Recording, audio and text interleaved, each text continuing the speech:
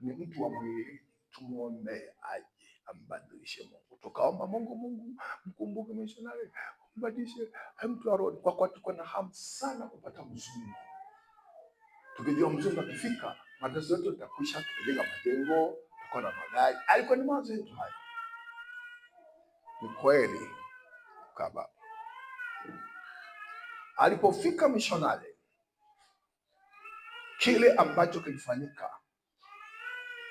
nilijuta sana kwamba hatukumsikiliza Mungu. Ametuambia anayekuja na jicho hili.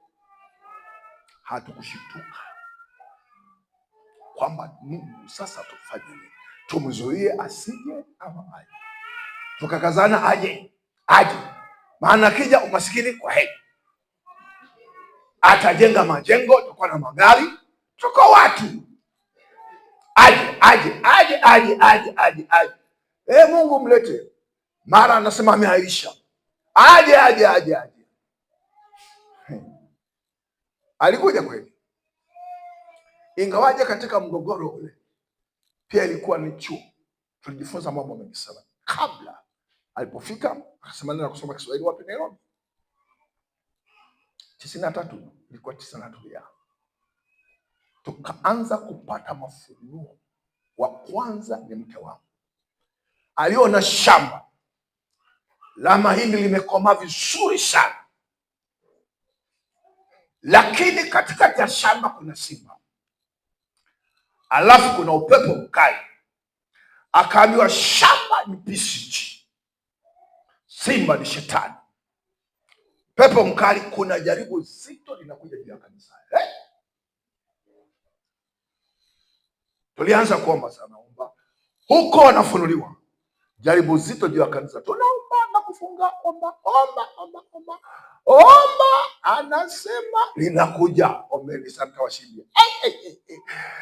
Mungu, tunaomba, tunavunja, tunabomoa, tunazuia, tunafanya nini?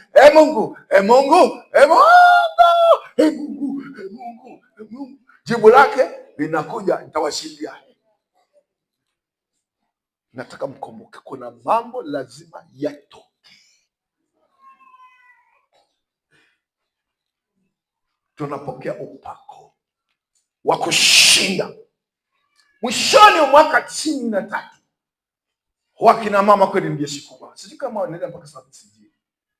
Niseme ukweli, waliobeba kanisa hili ni wanakina mama PCG. Ndio namba 1. Walikuwa ileje wanafanya mkutano. Wakaonyeshwa lile tatizo litaanzia Mbeya mjini. Tukapeleka taarifa Mbeya. Ombeni sana watu wa Mbeya, litaanzia Mbeya lile tatizo. Na utaendelea kuomba, Mungu.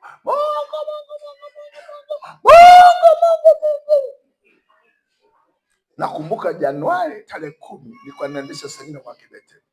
Niliandika kichwa kuwa na amani na watu wote. Nilipomaliza kuandika na kutagalia mzungu amesimama pale. Acharudi mzungu tulikuwa kwenye masomo. Akaitwa Mango Male. Alikuwa na mchungaji mahali pale. Akamwambia nimebadilisha uongozi. Nimemrudisha askofu wa zamani. Tarehe 10 Januari ndipo mgogoro ulipotangazwa. Lakini Mungu aliyatuahidi ushindi. Ila akatupa masharti. Akasema watakao kuwa kinywa chenu, msije mkawachukia. Watanena mabaya, msinene mabaya. Watawatakia mabaya, msiwatakie mabaya. Mimi nitakuwa pamoja na nitawashindia. Jaliinuka vile wananena vibaya. Kitu kikubwa nilichojifunza, tulienda kwenye baraza la makanisa Kipentekoste. Kipindi hicho kinaitwa PCT. Sasa hivi inaitwa CPCT, badilika jina kidogo. Tulienda kwa ajili ya suluhu. Walisimama nyuma ya mzungu wakimlinda na kumtetea mzungu. Unajua nilichokiona nini? Niliona baraza la makanisa Kipentekoste la Mbeya limesimama pamoja na shetani. Limesimama upande wa shetani. Bila kujua kama baraza la Kiyahudi ambalo lilimsaliti Yesu. Nikikutalia baraza linatusaliti, lakini hawajui. Niliwaangalia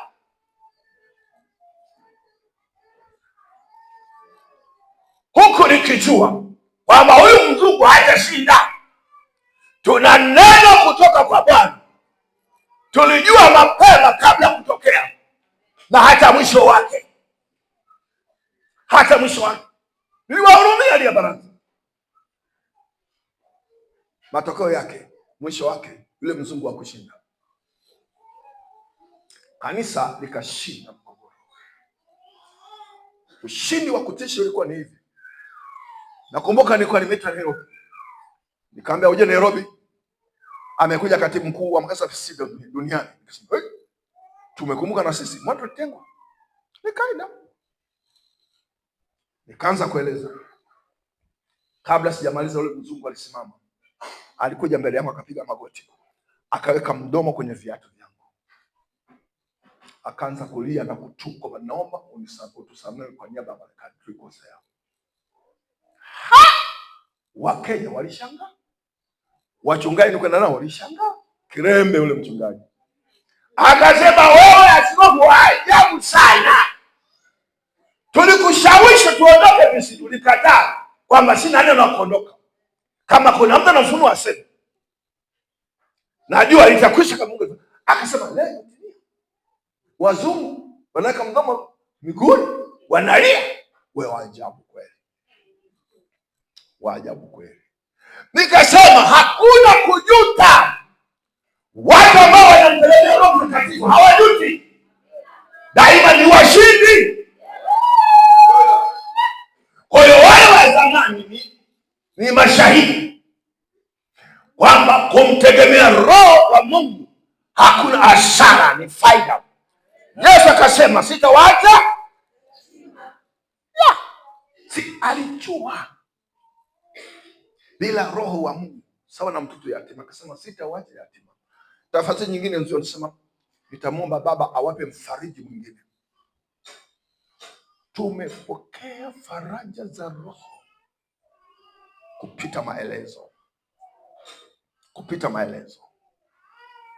Kuja kusikia baada ya sema yule mzungu wenu, aliniambia mkurugenzi mmoja wa mambo ya ndani, akasema yule mzungu wenu sasa hivi anatafutwa na Interpol, yani polisi wa dunia, kwa tuhuma za ujambazi. Ndio huyo sasa PCT ya mkoa ilisimama naye. Tena usidhani ni mchezo, walikuwa ni wasomi. Wengine kabla ya hapo walikuwa ni maafisa elimu, wengine walimu wa sekondari, walimu wasomi, lakini nikakuta wamesimama nyuma ya nani? Sisi tukapata ushindi kama Roho ilivyotuahidi. Kwa hiyo nimeona mengi sana na kaza kanisa kutembea katika nguvu za Mungu. Kipindi kigumu huleta faraja za ajabu sana. Wanangu, katika mizunguko yote ya kutembea makanisa, hata siku moja Roho hajawahi kutuambia tulizunguke gari. Tuombe asubuhi, tukapewa kwamba kabla kuondoka tulizunguke, tuombe gari. Hatukujua kuna nini kwenye gari. Gari si mnaona vipi? Si ndio hiyo gari? Pia namba na haja kusumbua njiani katika safari. Imeenda mpaka Serengeti, mpaka kule Ngorongoro kule, mpaka Mara kule. Haishtuki na barabara. Dana tumekutana na tupandisha mwangali, tumekutana na Kayemba bana. Hapa sijui uweke 4 wheels, tuweke nini? Tukasema sawa. Ili panda bila shida. Hakuna 4 wheels, umepanda. Kini sema tuiombe. Tukaomba tukatii. Hatujui kwa nini kwenye gari. Tukatii tukazunguka. Nadhani mtu ambaye anapangilia usikie. Wanatembea gari baada kujiombea. Kwani gari inauma? Tukatii. Tukaomba. Tukaiombea gari. Tukashuka we. Sasa dereva ndo dereva. Nikasema kabla tuenda kule huko mahali nakokwenda huko Kasieto, tuwaone pale msibani kwa mama yake alifariki na mtoto wake. Kwa tukashuka tena pale kwenye korongo, tukashuka, amesimama dereva, kabidi hii gari kama ina tatizo. Kukagua anakuta mkono wa kushoto nati zote zinapwaya. Maajabu sana, zinapwaya zote, yani anazusha na mkono zinazunguka. Kama walivyoona watu wa Mkoma, kuna kitu kimeficha chini ya kiti. Mwingine akaona bomu liweka chini ya kiti, maanake lingechomoka. Aliyekuwa anatafutwa ni nini? Ile tairi la kushoto ndio likasawika kufungwa nati. Kwa maana yake ilikuwa lichomoka. Sijui ingeviringa mara ngapi. Sijui mara ngapi ingeviringa. Na afu kama tunakwenda kama Tembarani. Sasa ni mteremko. Ungesikia tu askofu wetu haongei. Maana alikuwa na window nini? Wengine watakuwa na kasoro mimi tuongee. Hawa watoto wangu wangeambulia kuumia, kubondeka na nini. Lakini huyo mzee angeondoka. Maana ndiye alikuwa na window. Ni maajabu sana. Kumtii Roho Mtakatifu hakuna hasara. Hakuna. Akikwambia omba, usihoji kuna nini, omba. Omba. Usema lakini amesema omba. Wakati mwingine unasikia uko shambani, omba. Acha kulima, omba. Unaosha vyombo, unasema omba, acha vyombo, omba. Unafua nguo na pia omba, omba kweli. Omba kweli, hata kama uko na nini, omba. Na uzuri wa Mtakatifu, ukiomba sio kwenye kiwango, unakuta amani inakuja moyoni. Amani. Amani. Amani. Unasikia nani? Unasikia nani? Shukuru. Shukuru. Shukuru Mungu. Umefika kwenye kiwango. Litokea lolote utashinda. Haleluya. Litokea lolote utashinda. Mama mmoja